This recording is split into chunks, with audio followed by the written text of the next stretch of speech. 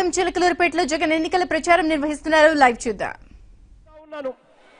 ప్రతి అక్కకు చెల్లెమ్మకు నేను ఇవాళ భరోసా ఇచ్చి చెప్తా ఉన్నాను, నేను ఉన్నాను అని. ప్రతి అక్కకు చెల్లెమ్మకు నేను ఇవాళ భరోసా ఇచ్చి చెప్తా ఉన్నాను.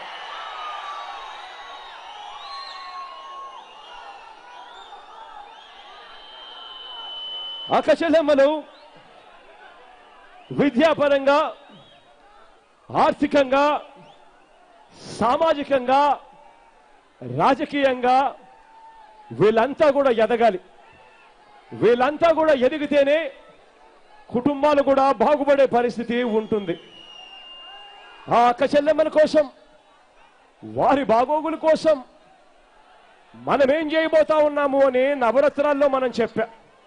ఈరోజు ఈ మీటింగులో ఆ అక్క చెల్లెమ్మల కోసమే, వాళ్ళ జీవితాలు రేపొద్దున మన పార్టీ అధికారంలోకి వచ్చిన తర్వాత వాళ్ళ జీవితాలు ఎలా మారుస్తానో నేను ఇవాళ ఈ మీటింగ్లో మీ అందరికీ కూడా అర్థమయ్యేట్టుగా చెప్తా.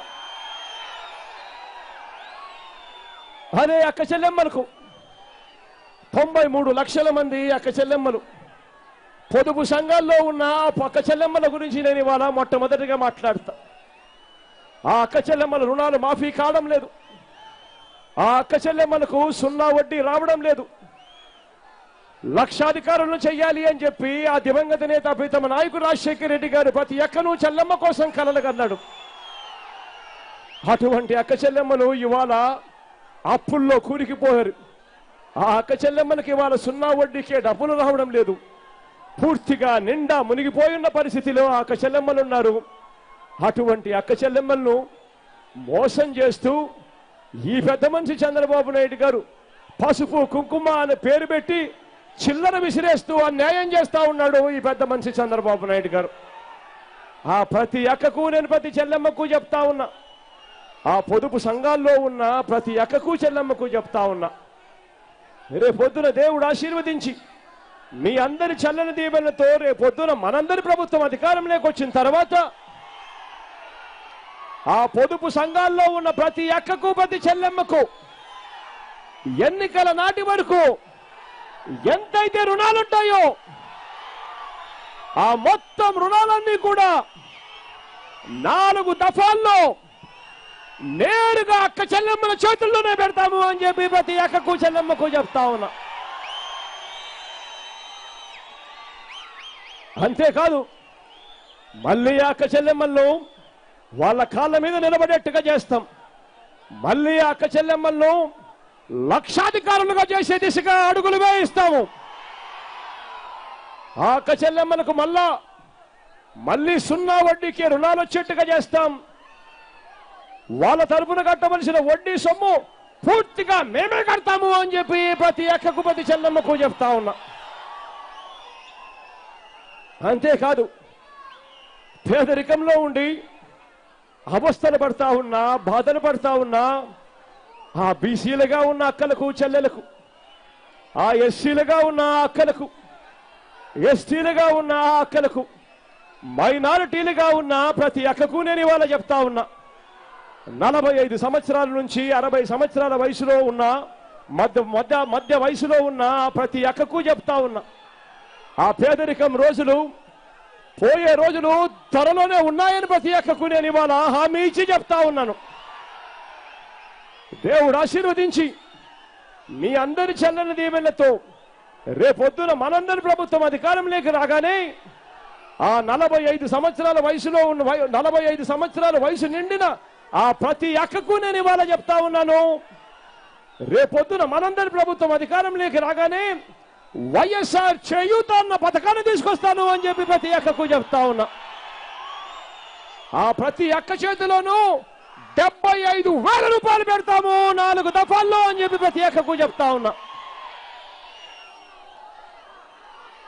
ఆ ప్రతి అక్కకు ప్రతి చెల్లెమ్మకు చెప్తా ఉన్నా, ఇవాళ చంటి పిల్లలు చంకన వేసుకుని ఆ పిల్లలను గొప్పగా చదవాలని, ఆ పిల్లలను గొప్పగా చదివించేందుకు ఆ అక్క చెల్లెమ్మలు పడతా ఉన్న బాధలను నేను చూశా. పిల్లలను చదివించేందుకు కూలి పనులకు పోతా ఉన్న అవస్థల్లో ఉన్న అక్క చెల్లెమ్మలను కూడా నేను చూశా. పేదరికం పోవాలి అని అంటే పిల్లలు చదవాలి. పిల్లలు చదివి రేపొద్దున పెద్ద పెద్ద చదువులు చదివి ఆ చదివినప్పుడే వాళ్ళు పెద్ద ఉద్యోగాలు చేసినప్పుడే పేదరికం పోతుంది అని, ఆ పిల్లలకు ఆ పరిస్థితి మంచి పరిస్థితులు రావాలి అని చెప్పి ఆరాటపడతా ఉన్న ఆ తల్లులను చూశా.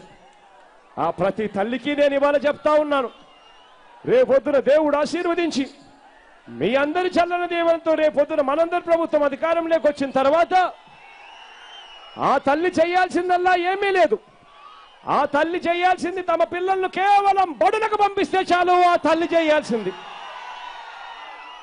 ఏ బడికి పంపించినా పర్వాలేదు. ఆ తల్లి ఆ పిల్లలను బడికి పంపిస్తే చాలు. బడికి పంపించినందుకు ఆ ప్రతి తల్లికి సంవత్సరానికి 15,000 రూపాయలు ఇస్తాము అని చెప్పి ప్రతి అక్కకు చెప్తా ఉన్నాను, ప్రతి చెల్లెమ్మకు చెప్తా ఉన్నా. అమ్మ ఒడి అని చెప్పి ఈ పథకాన్ని తీసుకొస్తా ఉన్నాము. ప్రతి అక్క చెల్లెమ్మ ప్రతి అక్క చెల్లెమ్మ ముఖంలో చిరునవ్వును చూసే కార్యక్రమం. అదే పిల్లలు కాలేజీ దాకా వస్తే ఆ ఇంజనీరింగ్ చదివేదానికి, ఆ డాక్టర్ చదువులు చదివించేదానికి, ఆ పెద్ద పెద్ద చదువులు చదివించేదానికి ఆ ప్రతి అక్కకు నేను ఇవాళ భరోసా ఇస్తున్నాను. ఎన్ని లక్షలు ఖర్చైనా పర్వాలేదు, నేనున్నాను మీ పిల్లలను చదివించేదానికి అని చెప్పి ప్రతి అక్కకు ప్రతి చెల్లెమ్మకు చెప్తా ఉన్నా. చదివించడమే కాదు, వాళ్ళని ఇంజనీర్లుగాను డాక్టర్లుగాను కలెక్టర్ వంటి పెద్ద పెద్ద చదువులు చదివించడమే కాదు, ఆ ఇంజనీరింగ్ చదువుల కోసం డాక్టర్ చదువుల కోసం ఆ పిల్లలు వెళ్ళి అక్కడ చదవాలి అనంటే ఆ హాస్టల్ ఖర్చుల కోసం, మెస్ ఛార్జీల కోసం సంవత్సరానికి కనీసం 15,000 రూపాయలు అవుతుంది. అది కూడా కట్టుకోలేని పరిస్థితిలో ఉన్న చాలా మంది అక్కల కోసం చెప్తా ఉన్నా, చాలా మంది చెల్లెమ్మల కోసం చెప్తా ఉన్నాను.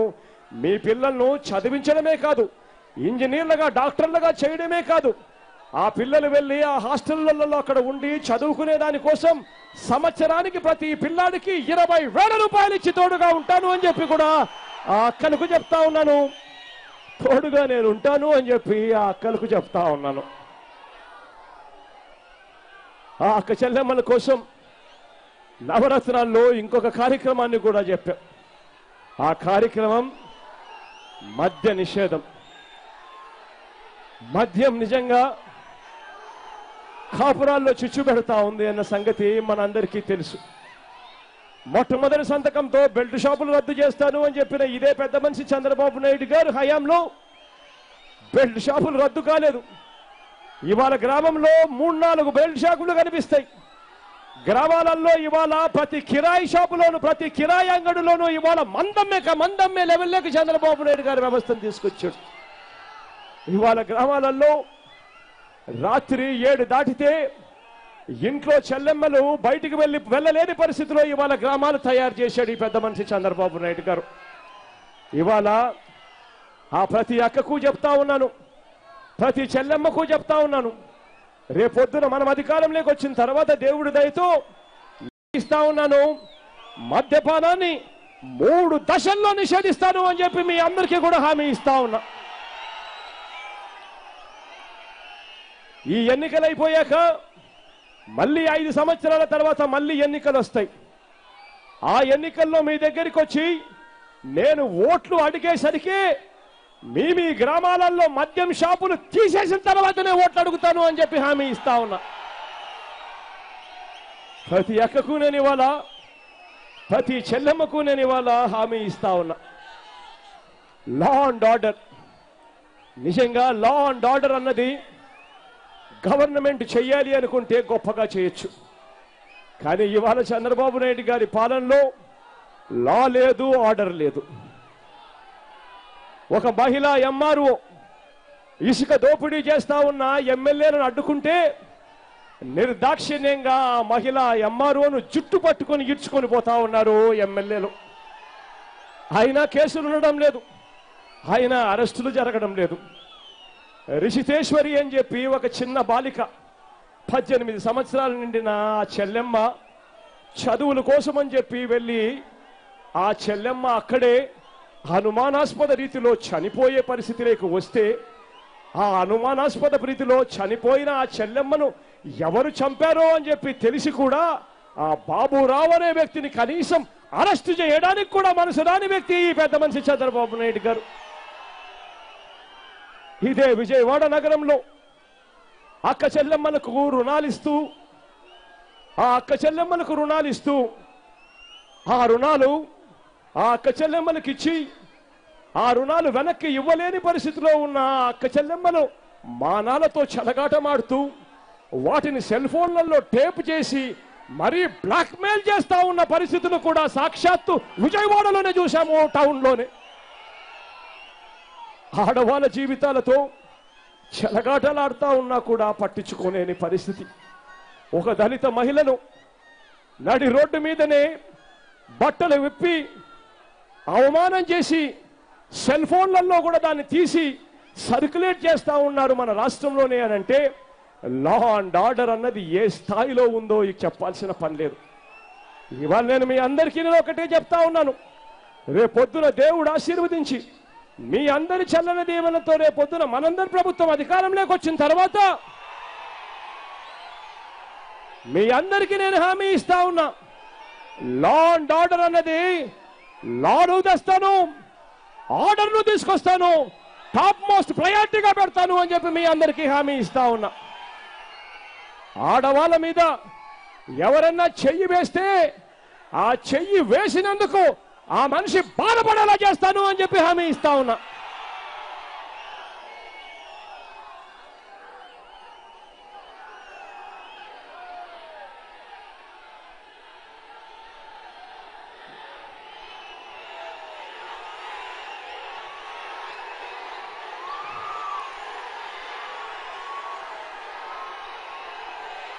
మరో 20 రోజుల్లో ఎన్నికలు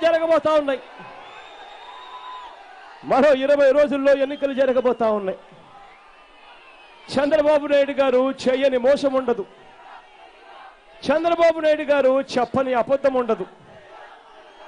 మరో 20 రోజుల్లో చంద్రబాబు నాయుడు గారు చూపని సినిమా ఉండదు. మీ అందరితో కూడా నేను ఒకటే అడుగుతా ఉన్నాను, ఇవాళ యుద్ధం జరుగుతూ ఉన్నది, ధర్మానికి అధర్మానికి మధ్య యుద్ధం జరుగుతూ ఉంది. ఇవాళ యుద్ధం చేస్తా ఉన్నది మనం చంద్రబాబు నాయుడు గారు ఒక్కరితోనే కాదు, ఈనాడుతో యుద్ధం చేస్తా ఉన్నాం, ఆంధ్రజ్యోతితో యుద్ధం చేస్తా ఉన్నాం, TV5తో యుద్ధం చేస్తా ఉన్నాం, అమ్ముడు పోయిన టీవీ ఛానళ్ళందరితో చాలా మందితో యుద్ధం చేస్తా ఉన్నాము. ఈరోజు వ్యవస్థలు దిగజారిపోయాయి, విలువలు లేని రాజకీయాలు వచ్చాయి, విశ్వసనీయత అన్న పదానికి అర్థం లేకుండా పోయింది. 20 రోజులుగా ఒక్కసారి చంద్రబాబు నాయుడు గారు వ్యవహరిస్తున్న తీరును ఒక్కసారి గమనించమని అడుగుతా ఉన్నా. 5 సంవత్సరాలలో నేను ఫలానిది చేశాను, ఫలాని మంచి చేశాను కాబట్టి నాకు ఓటేయండి అని చెప్పి ఇవాళ అడగలేని పరిస్థితిలో ఇవాళ చంద్రబాబు నాయుడు గారు ఉన్నారు. ఇవాళ చంద్రబాబు నాయుడు గారు ఇంతటి దారుణమైన పరిస్థితిలో ఉన్నాడు కాబట్టి ఇవాళ తాను ఎన్నికల్లో గెలవడం కోసం రాష్ట్ర ప్రజలను మభ్యపెట్టేందుకు ప్రయత్నం చేస్తా ఉన్నాడు ఈ పెద్ద మనిషి చంద్రబాబు నాయుడు గారు. ఈ పెద్ద మనిషి చంద్రబాబు నాయుడు గారి పరిపాలన మీద ఎన్నికలు జరిగితే చంద్రబాబు నాయుడు గారికి డిపాజిట్లు కూడా రావు అన్న సంగతి చంద్రబాబు నాయుడు గారికి బాగా తెలుసు. కాబట్టి ఈ పెద్ద మనిషి చంద్రబాబు నాయుడు గారు తన పాలన మీద చర్చ జరగకూడదని, తాను చేసిన అన్యాయాల మీద చర్చ జరగకూడదని, తాను చేసిన దుర్మార్గాల మీద చర్చ జరగకూడదని, తాను చేసిన మోసాల మీద చర్చ జరగకూడదని ఈ పెద్ద మనిషి చంద్రబాబు నాయుడు గారు చేస్తా ఉన్న కుట్రలను ఒక్కసారి గమనించమని చెప్పి నేను మిమ్మల్ని అందరినీ కూడా కోరుతా ఉన్నా. కుట్రలు క్లైమాక్స్కి వచ్చాయి. ఆ కుట్రలు క్లైమాక్స్కు ఎప్పుడు వచ్చాయి అంటే మా చిన్నాన్నను చంద్రబాబు నాయుడు గారు చంపించినప్పుడు కుట్ర క్లైమాక్స్కి వచ్చింది. తానే చంపిస్తాడు, తన పోలీసుల చేత తానే ఎంక్వైరీ చేయిస్తాడు, తర్వాత తానే వక్రీకరించి తన పత్రికలు తన టీవీ ఛానళ్లలో తానే చూపిస్తాడు. ఈ స్థాయిలోకి వ్యవస్థలు దిగజారిపోయాయి. నేను ఇదే పెద్ద మనిషి చంద్రబాబు నాయుడు గారిని అడుగుతా ఉన్నా, అయ్యా చంద్రబాబు నాయుడు గారు, నీలో కల్ముషం లేకపోతే, నువ్వు హత్య చేయించకపోతే, నువ్వు సిబిఐ ఎంక్వైరీకి ఎందుకు వెనకాడుతా ఉన్నావు చంద్రబాబు నాయుడు గారు అని అడుగుతా ఉన్నాను.